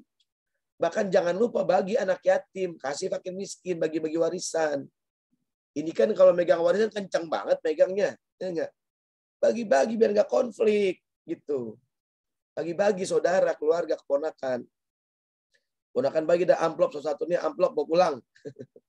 Pasti buka kosong. Oh kosong, nah kan gue bilang amplop lo aja yang GR. Gitu.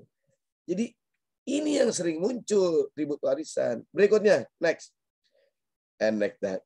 Fitnah yang muncul biasanya fenomena kemusyrikan.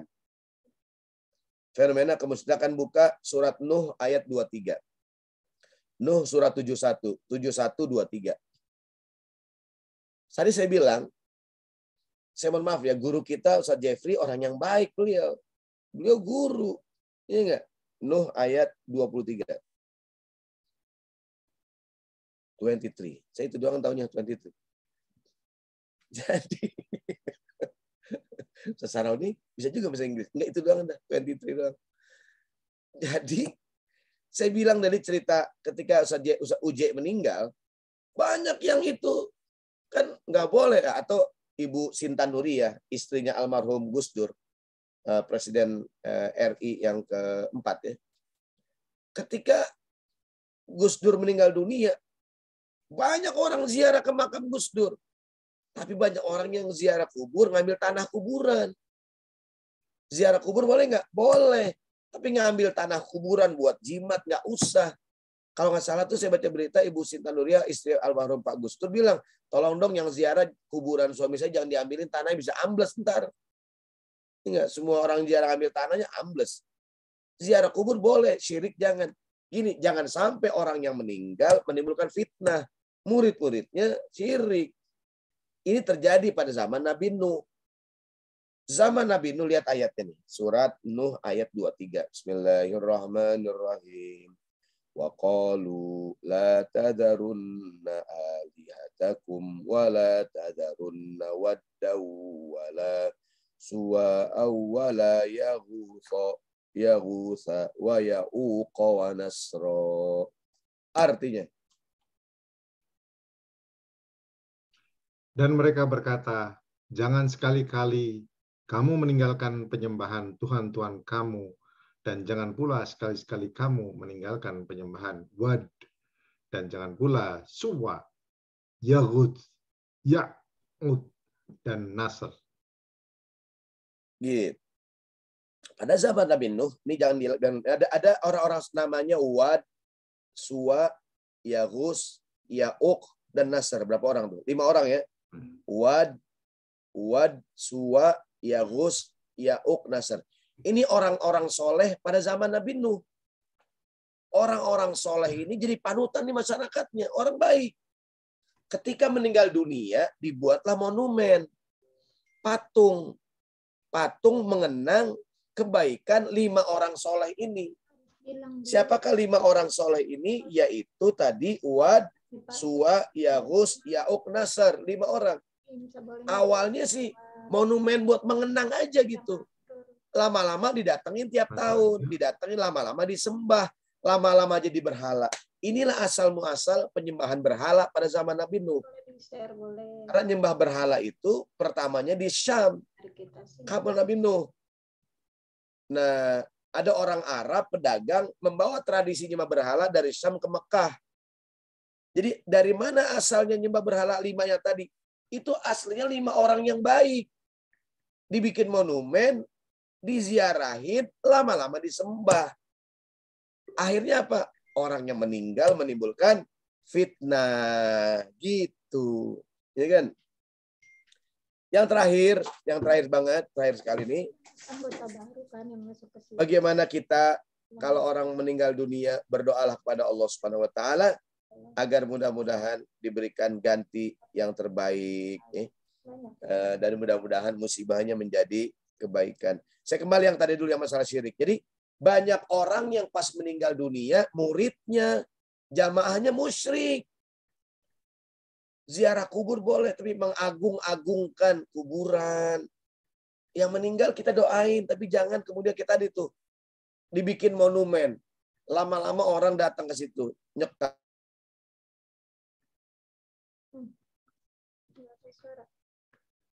Jangan sampai orang yang meninggal dunia menimbulkan fitnah. Apa fitnahnya? Syirik. Wallahu a'lam bissawab. Ini beberapa, mungkin ada beberapa lagi, tapi inilah biasanya fenomena fitnah yang muncul ketika orang meninggal. Maka Nabi ngajarin, Allahumma la tahrimna ajrahu wa la taftinna ba'dahu. Wallahu a'lam bissawab. Terserahkan kepada host kondang kita, Ustadz Adi, mohon maaf. Assalamualaikum warahmatullahi wabarakatuh. Waalaikumsalam warahmatullahi wabarakatuh. Masya Allah, Masya Allah. Luar biasa ini. Seperti tadi saya sampaikan bahwa judulnya sih kita sudah biasa, cuman ketika penyampainya adalah Ustadz sejuta follower. Baru 11.000. Baru 11.000. Ayo dong follow. Pak Imam Wahyono.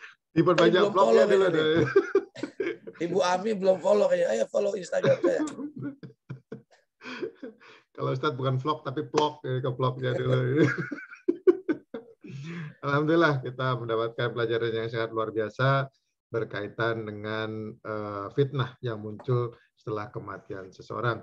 Mudah-mudahan kita dihindarkan dari fitnah-fitnah tersebut dengan membaca doa yang tadi sudah diajarkan kepada kita, ya. Dan alhamdulillah sudah saya share juga di di Zoom chat.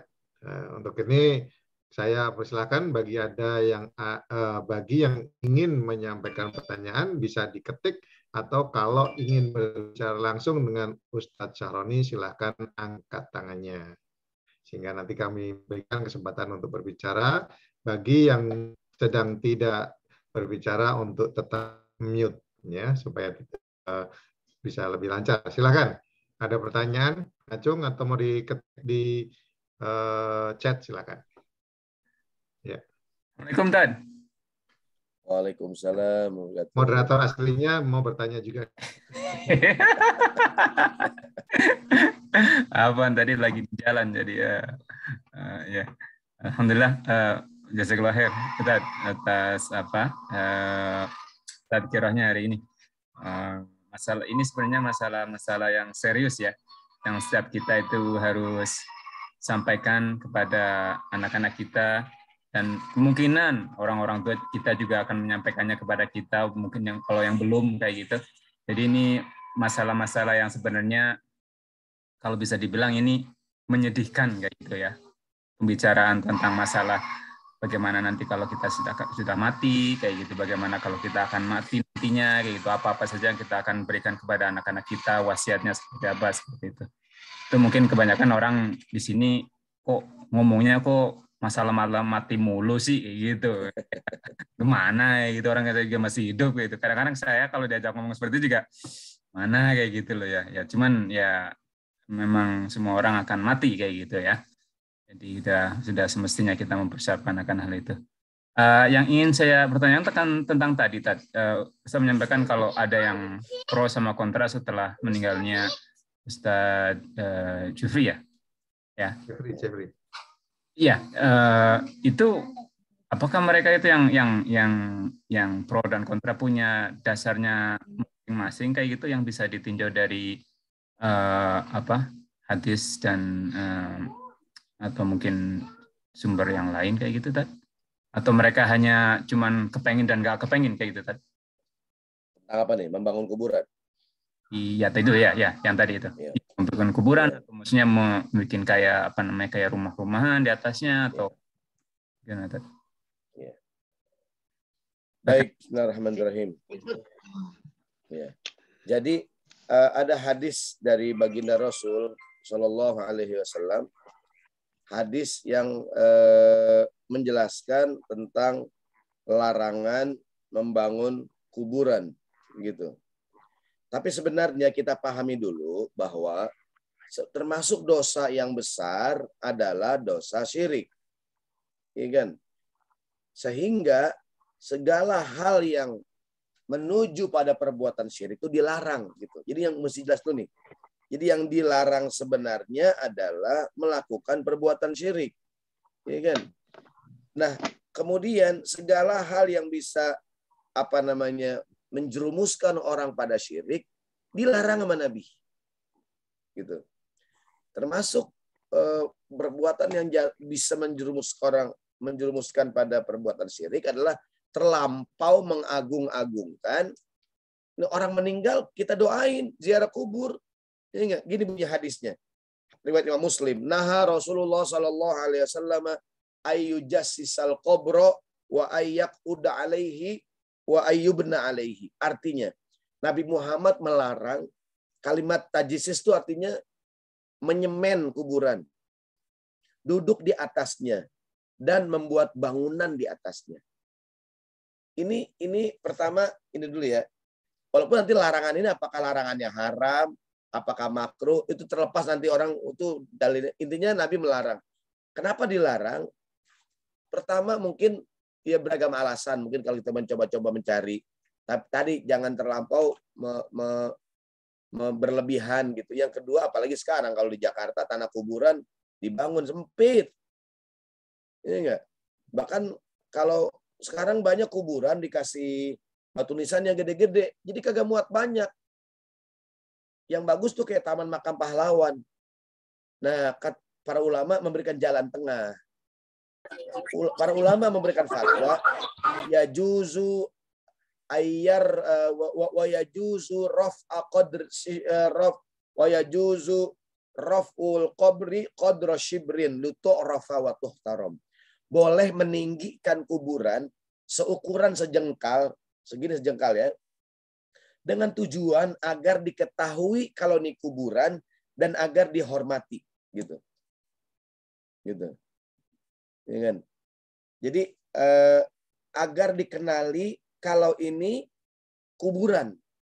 Maka kayak Taman Makam Pahlawan gitulah. Tanah ditekin berapa kira-kira? 10 cm ya. Ditekin tanahnya agar diketahui kalau ini kuburan.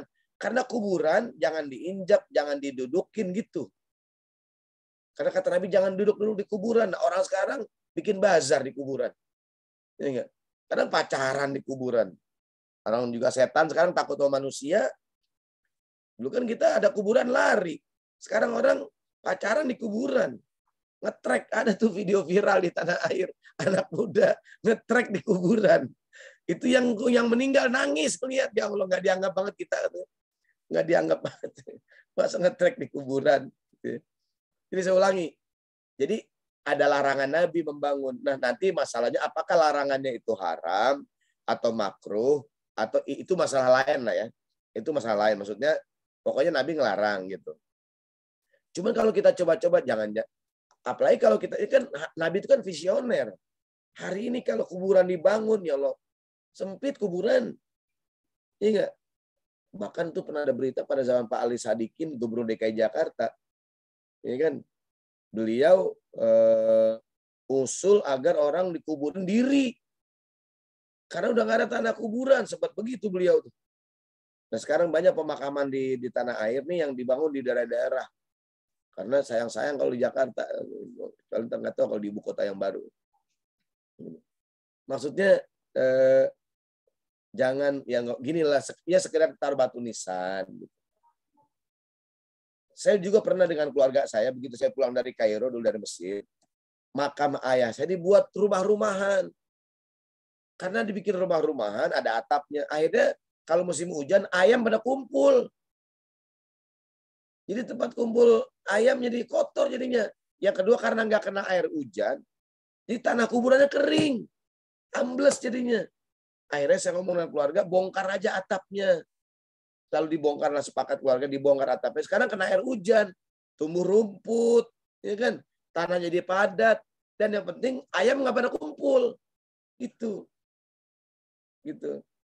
Nah ini saudaraku sekali, itu kira-kira membangun kuburan. Jadi, tapi juga jangan terlalu ekstrim. Ada orang kuburan dibongkar-bongkarin, nah jadi berantem juga jadinya. Ya, nah minimal tadi tuh ya, tinggiin minimal seukuran sejengkal, ya enggak, agar mudah dikenalin dan dihormati. Begitu kira-kira olah lebih suap. Demikian Ustaz tadi, Pak Imam sebagai host aslinya. Jalanin Mas Imam. Semoga jawabannya puas. Anda Oh, puas, saya lemas. Tuh, Mas Imam bukannya ini. Di kolom chat ada yang bertanya? Ya, ada yang bertanya, Ustadz. Kalau ya, coba silakan Mas Imam. Oh, oke. Ya, tidak bisa. Alhamdulillah. Jazakallah Ustaz atas jawabannya, Tad. Sama-sama. Oke, insyaallah Next. saya akan pertanyaan dari ini ya, dari chatnya, insyaallah. Tadi ada pertanyaan dari Mbak Ida, tapi tentang Pak Ustadz, apa hukumnya membangun di atas kuburan seperti ditanya Ustadz Jafri tadi? Berarti sama aja. Mirip yang tadi ya, oke. Ya sama. Terus saya lanjutkan, ada dari Mas Arief ini. Assalamualaikum Ustadz Saroni, bagaimana menyikapi saudara-saudara kita yang mengadani mayat sebelum dikuburkan? Tahu saya tidak ada dalilnya. Tolong Ustadz bahas sedikit masalah ini. Jazakallah khair. Baik, langsung aja ya. Ya, langsung aja. Ada sebuah hadis Nabi, qala Rasulullah sallallahu alaihi wasallam, man wulida lahu mauludun fa'adzana fi udhunihil yumna wa aqama fi udhunihil yusra lam tusibhu umasibyan. Kata Nabi, ini tentang bayi yang lahir dulu ya, sebelum orang meninggal. Kalau ada anak yang lahir, azankan di kuping yang kanan dan qomat di telinga yang kiri, agar tidak diganggu oleh setan gitu. Siapa bayi yang lahir dia azanin telinga kanan, qomat telinga kiri, jauh dari gangguan setan. Hadis ini menjelaskan orang lahir diazanin. Sebagian masyarakat kita atau sebagian ulama, sebagian guru-guru, kalau orang lahir aja diazanin, orang meninggal juga diazanin, dalilnya kias. Jadi kenapa orang yang meninggal diazanin dikiaskan dengan orang yang lahir. Lahir diazanin, meninggal. Nah, dalil kias ini tidak diterima oleh semua ulama. Ada yang mengatakan, oh nggak bisa dong, kalau yang lahir oke diazanin. Yang meninggal nggak usah, nggak ada dalil. Ya, bagi yang mengatakan ada dalilnya kias. Nah, tinggal nanti kita mengambil yang mana. Saya katakan mengambil pendapat nggak perlu diazanin. Kalau gitu ngomongnya jangan pas di kuburan. Yang sering terjadi konflik. Udah mau azan, Allah, nggak usah azan. Ribut di kuburan jadinya. Nggak enak jadinya, nggak enak. Kalau mau ngomong sebelumnya. Bilang tolong di kuburan, ayah saya nggak usah diazanin. Karena saya termasuk yang mengambil pendapat, tidak perlu azan di kuburan. Gitu. Karena yang sering terjadi, ribut di pemakaman. Adiknya mengatakan, enggak, ayah diazanin. Kata kakaknya, nggak usah. Ribut di kuburan, malu sama orang. Ya enggak? Oke, kalau ngomongin dulu, jadi gitu. Jadi yang pertama, oke lah, ntar ayah nggak usah diazanin. Saya mengambil pendapat umpamanya nggak perlu diazanin karena dalil kias itu nggak berlaku umpamanya. Kias itu artinya menyamakan satu hukum dengan hukum yang lain. Orang lahir diazanin, orang meninggal juga dong, gitu kira-kira kiasnya. Tapi kan tidak semua orang menerima dalil kias. Nah, tapi apa nerima nggak nerima ngomongnya sebelum dikuburin. Jangan ribut pas di pemakaman gitu. Ini solusi yang pertama. Solusi yang kedua, bagi yang berpendapat nggak perlu diazanin, kalau ada yang azan biarin aja nggak apa kan diazan, kecuali joget ya. Kecuali kuburan joget, TikTok baru dah gitu. Maksud saya kan cuman azan doang, daripada ribut biarin aja dah gitu maksudnya. Kecuali dinyanyiin. Ya nggak dinyanyiin. Pas meninggal dinyanyiin, ya nggak? Ini maksud, nah, tapi kalaupun nggak setuju, ngomongnya jangan di kuburan. Yang sering terjadi konflik di pemakaman. Yang mau azan, ulang-ulang, gak usah diajanin, jajanin, gak usah. Kata yang azan, gue jadi bingung nih, azan apa kagak sih ini? Bapaknya ngomong yang udah meninggal, udah ajanin kata bapaknya. Jadi maksud saya, ini beda pendapat. Dalilnya yang tadi gitu. Kalau orang lahir diazanin, maka waqiyasan ala hadal hadis, orang yang meninggal juga diazanin. Nah, dalil kias ini tidak semua orang terima gitu. Berarti masalahnya beda pendapat. Kalau beda pendapat saling menghormati.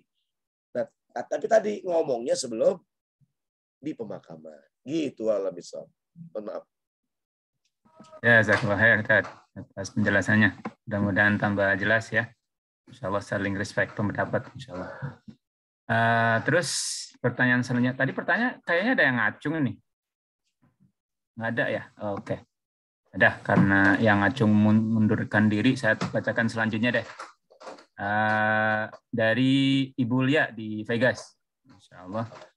Assalamualaikum, Tad. Saya pernah baca komen jika seorang suami meninggal dunia dan istri yang ditinggalkan tidak memakai jilbab. Ada komen pedas tentang almarhum. Apakah ini bisa termasuk fitnah? Maksudnya ini iya.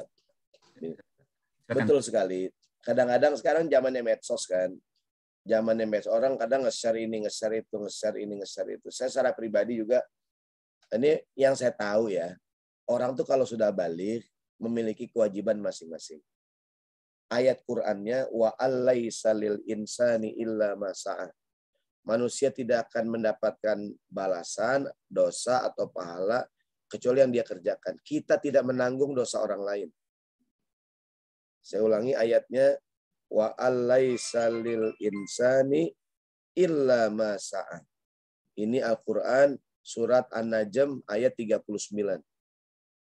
Surat An-Najm ayat 39. An-Najm surat keberapa tuh? Ya. Di surat An-Najm ayat 39 Allah berfirman wa allaisa lil insani illa ma sa'a. Manusia tidak mendapatkan dosa gitu ya, kecuali atas apa yang dia lakukan. Kan sering orang nge-share, nanti bapaknya disiksa gara-gara anaknya nggak pakai jilbab, suaminya disiksa gara-gara istrinya nggak pakai jilbab. Pertama gini, yang saya tahu pakai jilbab itu wajib, ya kan? Dan kita doakan teman-teman kita yang belum pakai, mudah-mudahan Allah berikan kemudahan, ya nggak pakai jilbab.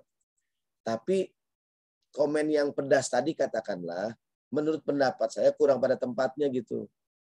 Orang udah kena musibah, ya kan ini wa allaisa lil insani illa ma sa'a. Seorang manusia tidak memperoleh selain apa yang telah diusahakan. Orang tuh kalau udah balik menanggung sendiri apa yang dia lakukan. Ya kan?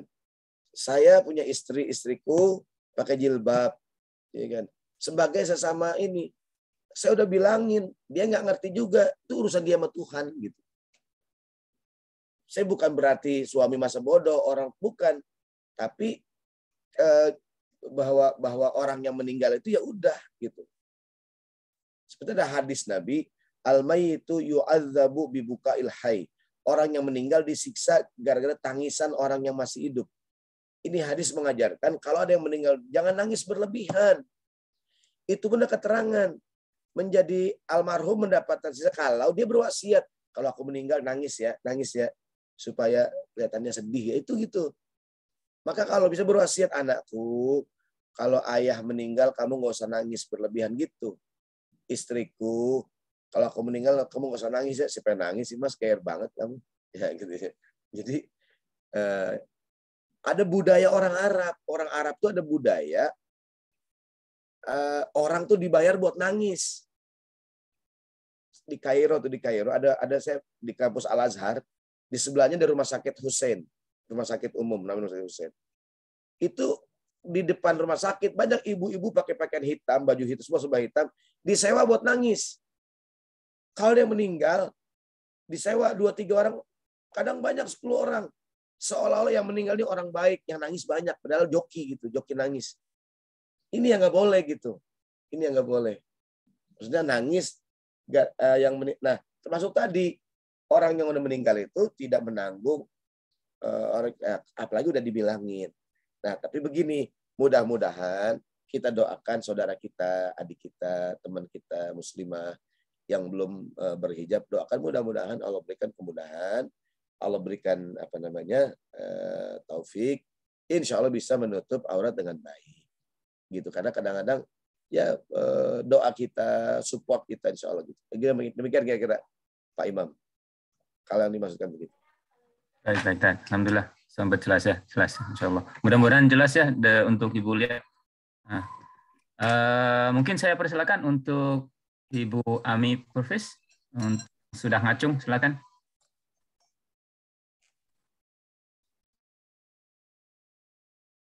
Mungkin unmute bagaimana itu? Nggak bisa kali, oleh host.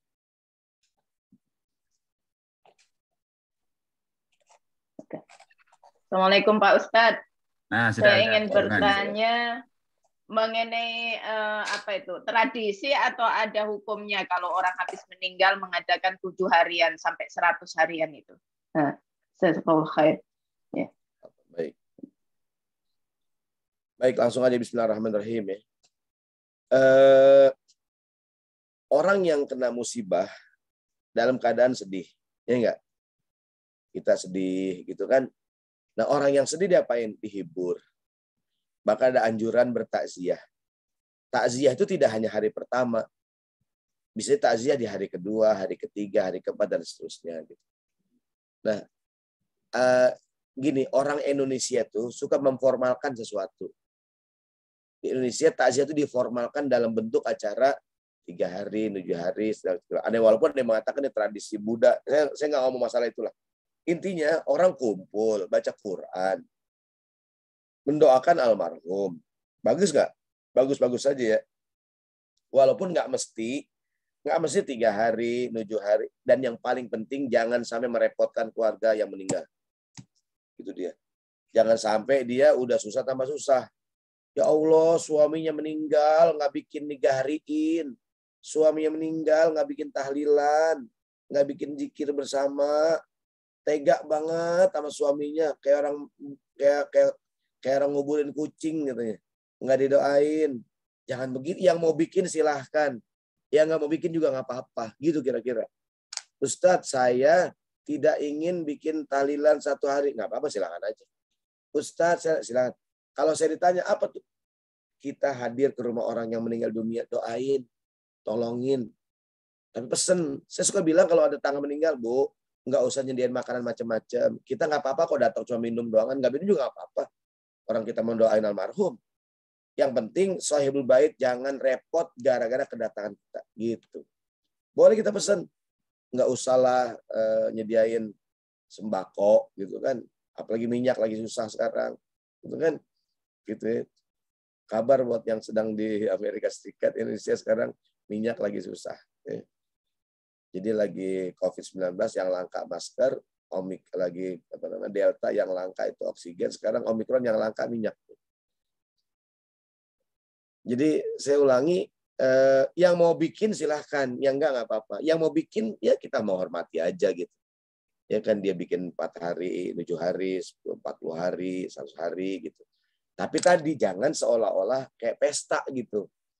Kok orang meninggal kayak pesta gitu kira-kira.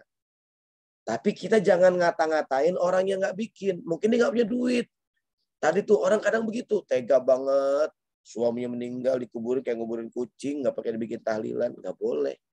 Ya nggak mungkin, emang dia nggak mau bikin. Bagi yang mau bikin silahkan. Tapi jangan menganggap itu wajib, enggak juga nggak apa-apa. Dan yang paling penting jangan merepotkan keluarga orang yang kena musibah. Gitu. Nah, ada yang mengatakan ini tradisi budaya Hindu. Kalau saya melihat begini, orang lagi kena musibah dihibur, bagus nggak? Bagus, orang pada datang ke rumahnya, doain, ya kan? Kalau gini dah, kalau gitu nggak usah ngundang orang, keluarganya aja kumpul, anak-anaknya, bagus nggak? Bagus. Gitu kira-kira. Allah misal.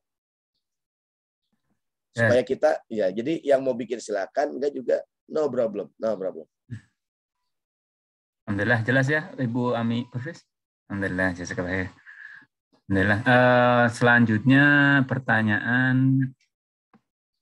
Oh, ini pertanyaan untuk Pak Azhar. Mungkin bisa di skip insya Allah. So, nanti jawabannya untuk Mbak Vivi di WhatsApp deh insya Allah. Selanjutnya pertanyaan dari Mbak Ida ya. Pak Ustadz, doa-doa apa saja yang terbaik kita baca kalau kita sedang mengajarkan takziah atau doa bersama tadi. Silakan tadi. Ya, di antara doa yang Nabi ajarkan Bismillahirrahmanirrahim tadi tuh. Doa baca aja doa yang kita baca ketika sholat jenazah. Pertama, Allahumma gfir lahu warhamhu wa'afihi wa'afu anhu. Kalau perempuan, Allahumma gfir laha warhamha wa'afiha wa'afu anha. Yang kedua doa tadi, Allahumma la tahrimna ajrahu wa la taftinna ba'dahu. Gitu. Jadi doakan ampunan buat almarhum. Gitu ya, atau bahasa Indonesia, ampuni dosanya, lapangkan kuburnya, terimalah amal ibadahnya, berikan kesabaran kepada keluarganya gitu. Itu kan terjemahan dari doa yang Nabi tadi. Nah, jadi minimal doa yang kita baca ketika sholat jenazah, rakaat ketiga dan keempat atau takbir 3-4 itu yang kita baca ketika takziah. Nah, kadang orang juga baca Al-Fatihah gitu. Ada dalil di tafsir Ibnu Katsir, Yasin qalbul Quran faqra'uha ala mautakum. Surat Yasin itu intinya Quran. Bacalah dia di hadapan orang yang meninggal. Maka banyak orang meninggal baca surat Yasin. Silakan dirujuk di tafsir Ibnu Katsir, di pengantarnya tuh ada pengantar Imam Ibnu Katsir menukil riwayat Yasin itu bacakan dia di hadapan orang yang meninggal di antara kamu. Begitu. Baik, Tad. Ya, saya keluar ya. Alhamdulillah. Selanjutnya saya bacakan lagi dari Mbak Ini ya. Pak Ustadz, bagaimana sikap kita kalau kita takziah ke rumah orang yang kaya? Mereka menyediakan semua makanan dan minuman. Nah, sikap mana gini, Tad? Ya, Bismillahirrahmanirrahim. Kalau dia orang kaya, mungkin dia ingin bersedekah, berbagi hadiah, toh juga tidak merepotkan dia. Ya kan? Gini, kadang orang tersinggung juga kalau kita nggak makan, menghormati. Dia mungkin menghormati tamu yang datang disediakan, dihidangkan. Tapi kalau kita kenal dekat dengan dia, boleh diingatkan, nggak usah repot-repot, gitu kan? Tapi buat kita nih yang datang ya menghormati dia kalau disediakan minuman kita minum, gitu kan? Disediakan makanan kita makan, gitu. Nah, jadi dan dia mungkin niatnya tadi, bahkan kadang-kadang yang datang dikasih hadiah, dikasih kain sarung, dia ingin sedekah atas nama almarhum. Ada riwayat, ya Rasulullah, ibuku meninggal mendadak. Aku yakin kalau sempat ngomong dia sedekah, bolehkah aku bersedekah atas nama ibuku? Jawaban Nabi boleh. Bisa jadi yang orang kaya tadi dia kadang-kadang bukan cuma ngasih makan buat yang datang, pulangnya dikasih kain sarung, ya enggak? Ada yang dikasih segala macam. Dia niat bersedekah, pahalanya buat almarhumah. Boleh nggak? Boleh. Gitu. Bisa dirujuk di hadis kitab Riyadhus Shalihin. Ketika seorang anak muda, ya Rasulullah, ibuku meninggal mendadak, aku yakin kalau ngomong dia sedekah. Apakah ibuku mendapatkan pahala kalau aku bersedekah atas namanya? Qala, kata Nabi, na'am. Iya, gitu. Baik, Tad. Alhamdulillah. Saya teruskan ya, Tad ya. Dari Ibu Feni di New York. Ustadz, bagaimana hukumnya kalau semisal ada uang dari kedukaan yang mau disumbangkan ke suatu yayasan tanpa ada persetujuan dari ahli waris? Mana itu, Tad? Ya, jadi saya katakan tadi uang takziah itu milik ahli waris. Ya. Kalau milik ahli waris, ya tanya ahli waris. Kalau ahli waris nggak setuju, berarti jangan semua dikasihin. Hak yang nggak setuju kasih aja. Kata ada 3 orang. Udah dibagi sesuai dengan ini, sesuai dengan warisan. Yang dikasih orang jatah yang setuju gitu, yang nggak setuju kasih aja gitu. Katakanlah uangnya ada 100, ternyata yang jatah 30 nggak setuju, dia yang 30 kasih dia, yang 70 sedekahin gitu. Karena memang uang takzir itu dimiliki ahli waris. Betul. Alhamdulillah. Oke, saya teruskan lagi insya Allah. Dari Ibu Astrid Hara, Mbak Ayu ini kalau nggak salah. Ya. Assalamualaikum, Salam. Saya pernah mendengar larangan perjalanan kalau sengaja untuk berziarah kubur. Menurut Ustadz bagaimana? Ya, bismillahirrahmanirrahim. Pertama ada hadis Nabi, la tusyaddur rihal illa salat masjid. Janganlah sungguh-sungguh bepergian kecuali bepergian menuju 3 masjid, Masjidil Haram, Masjid Nabawi, Masjidil Aqsa. Maksudnya kalaupun bercita-citalah ke 3 masjid ini. Sampai nabung sampai ini. Tapi tidak berarti melarang kita untuk pergi ke tempat yang lain gitu. Artinya kalau bisa 3 tempat ini sangat jadi cita-cita kita. Seperti saya nih, kalau saya pengen banget diundang lagi ke Los Angeles, amin nih. Kayak gitu kan boleh-boleh aja. Amin. Masjid sudah buka Ustaz tanggal 25 At-Tahir ya. At-Tahir insyaallah. At-Tahir. Nah, atau tadi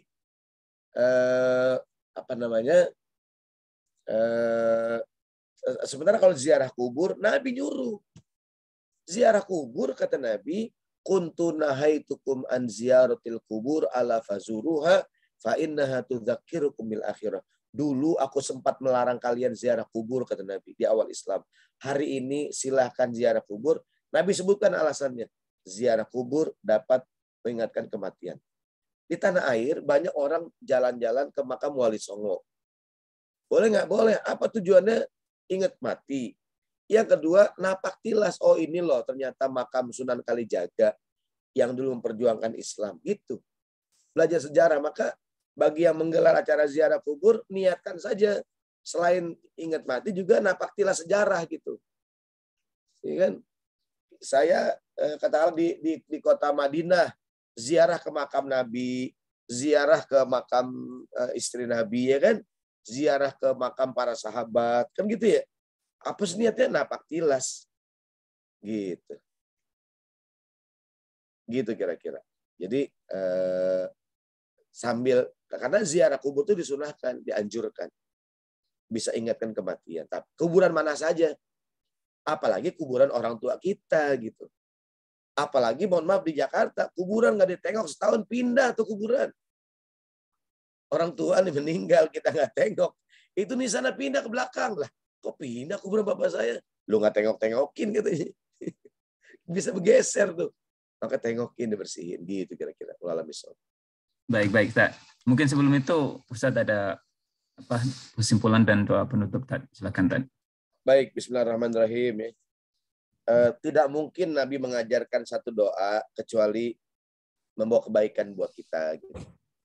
Sekaligus mengingatkan kita bahwa bagaimana kalau kita nggak ada, bukan hanya kita akan menghadapi fitnah di alam kubur, ujian, tapi juga jangan sampai nggak adanya kita menimbulkan fitnah ujian kalau kita sebagai suami buat istri kita, buat anak-anak kita gitu ya, atau buat lingkungan kita. Maka lakukanlah hal-hal yang tadi antisipasi itu. Ya kan, antisipasi yang disampaikan tadi, jangan sampai beragam fitnah tadi muncul. Gitu. Jadi dan mohon maaf kalau ini baik juga boleh disampaikan kepada saudara-saudara kita, terutama ketika orang meninggal dunia. Biasanya kan suka muncul fitnah, itu muncul ujian-ujian. Demikian dapat saya sampaikan. Jazakallahu khair. Ada kalimat yang kurang baik dan kurang pantas, mohon dimaafkan semuanya nih. Yang hadir ada Ibu Ami, Pak Adi, Pak Imam, ada Ibu Turhana, ada Ibu Tini, jazakallahu khair, ada Ibu Nunung, Ibu Teh Iis, Mbak Femi, dan semuanya nih jazakallahu khair. Semuanya insya Allah panjang umur, bisa ketemu Ramadan, dan bisa ketemu lagi tahun depan insya Allah setelah terakhir. Amin. Assalamualaikum warahmatullahi wabarakatuh.